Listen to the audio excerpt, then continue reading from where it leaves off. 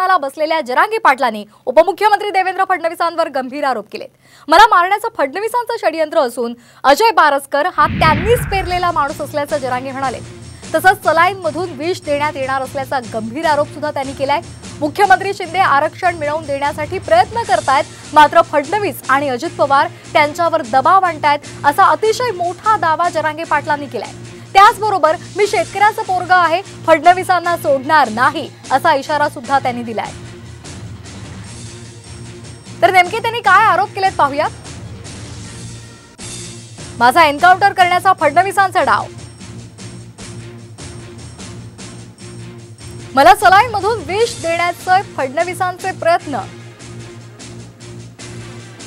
फडणवीसांच्या बंगल्यावर जातो, मारून दाखवा असं आव्हान फडणवीसांना जरांगे पाटलांनी दिलंय। मराठ्यांना संपवण्याच्या षडयंत्रात फडणवीसांचा हात असल्याचा आरोप सुद्धा त्यांनी केलाय। सगळ्या चोऱ्यांच्या अंमलबजावणीला फडणवीसांचा विरोध असल्याचा आरोप सुद्धा जरांगे पाटलांनी केलाय।